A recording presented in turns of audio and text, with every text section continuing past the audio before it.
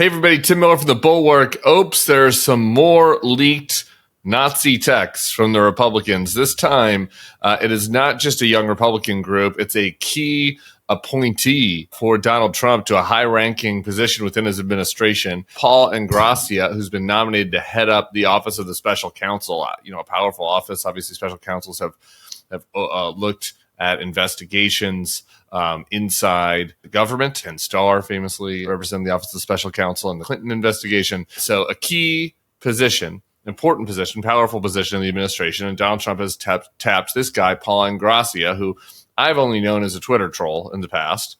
It was a ridiculous, preposterous nomination from the start, like in the vein of a Hegseth or a Kash Patel nomination, but this guy's even more of a clown than them. I don't say that lightly. Like, I followed this person on Twitter for a while. Their whole oeuvre is just offensive, racist, and stupid. And so to put this guy in charge of the Office of Special Counsel is a mockery of the Office of Special Counsel. And it's a signal that you want to weaponize that office to go after your opponents. And so what Donald Trump has done is put in Ingrassia.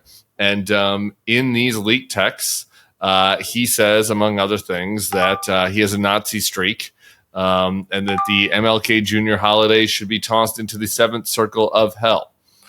Yeah, that's right.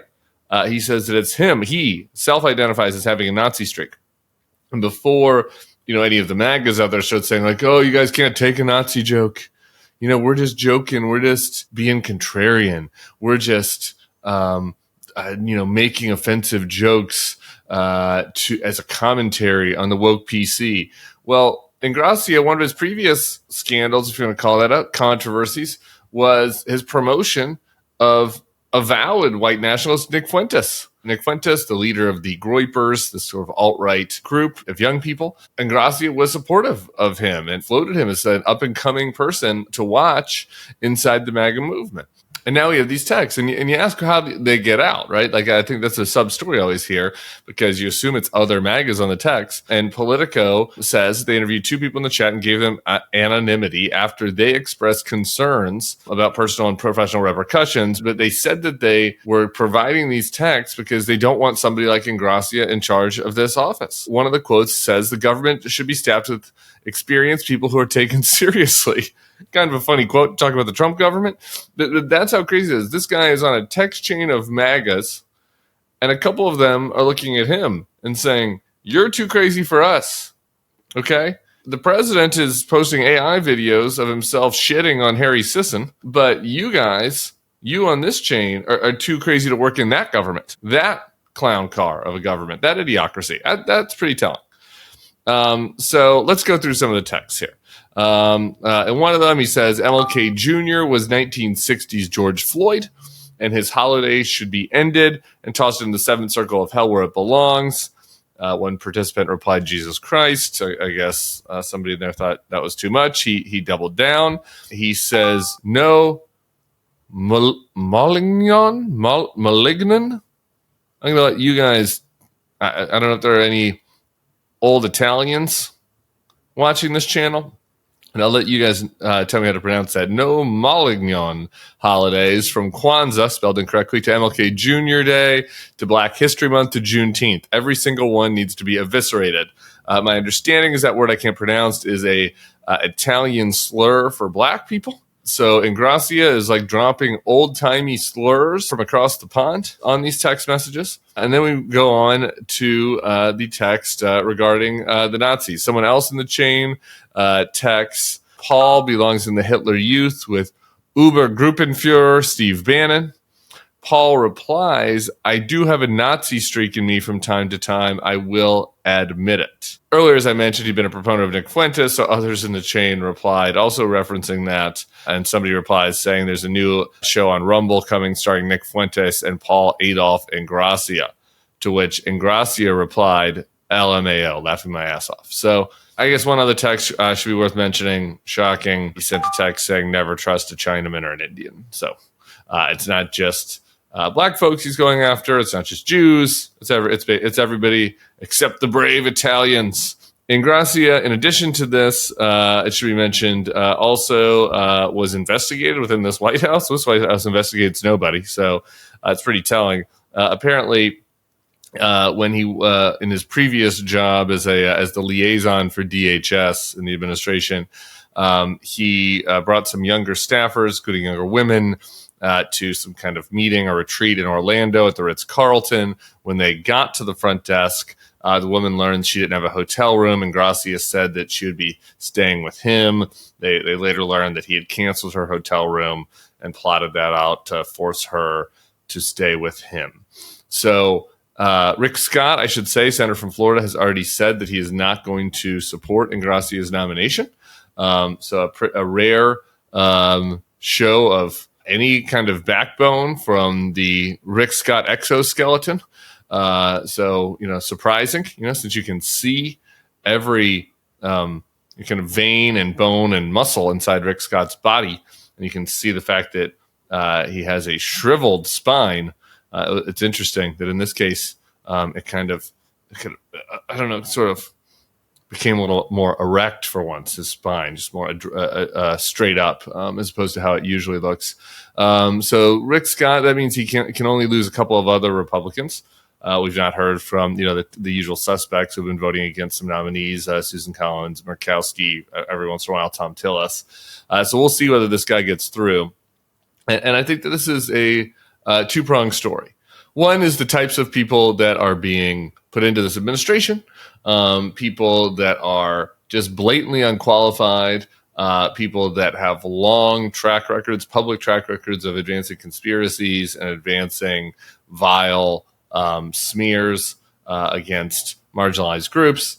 The more ostentatiously racist and crazy and conspiratorial you are, the better, obviously, if you're also ostentatiously pro-Trump. So he's trying to get loyalists in there, but not just loyalists, like the most ridiculous and clownish loyalists. And he's trying to put them in places where they can execute his campaign of retribution from within the White House. And so whether or not they're incompetent doesn't matter. It's actually kind of a benefit if they're incompetent, because people that are incompetent don't have the skills to navigate around doing whatever crazy stuff Donald Trump and his henchmen want them to do. You can see this. Another prime example of this, you can see this in a story over at Lawfare. Great story. The new prosecutor for the Eastern District that's going after Comey and James started texting one of the reporters over there at Lawfare, Anna Bauer, never said that she was off the record. And that story just launched today. Hopefully we'll be talking to Anna for the channel soon, but you should go check that out over in Lawfare. I mean, they've brought on board these people who have no idea what they're doing, but that's, again, it's a feature, not a bug here. They want that. At some levels, they want some Stephen Millers and Russ Vogt, people who can actually execute. But in these other positions, they want total clowns who they know will be loyal and who have no other opportunities outside of the government. So they'll do whatever they say, no matter how outlandish or illegal. So that's one thing that's happening. We'll see if the Senate shuts down this guy.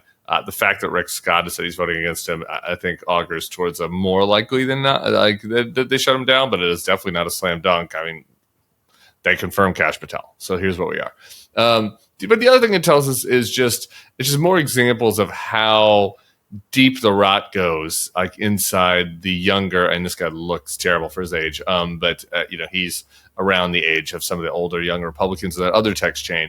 But of that, like 30-something and younger Republican operative class, inside that world, this type of racism, this type of cruelty and hate and just trashy behavior is rewarded right now, and people that don't want to participate in that have class, that get offended, that have some virtues that they're not going to back down from, have some principles they're not going to back down from. People like Miles, who we published in today's Bulwark, they're going to leave.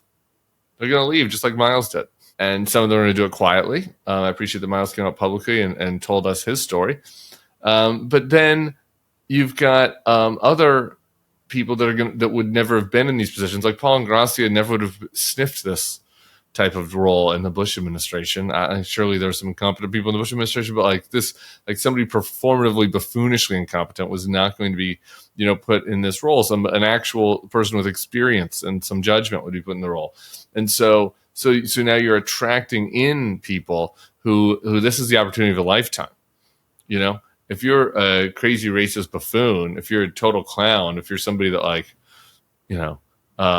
crashed out of college because you're so irresponsible, but you got very excited about posting Donald Trump memes on the internet, and those memes got a lot of retweets. You were part of the Dilly squad or whatever Trump's meme team is.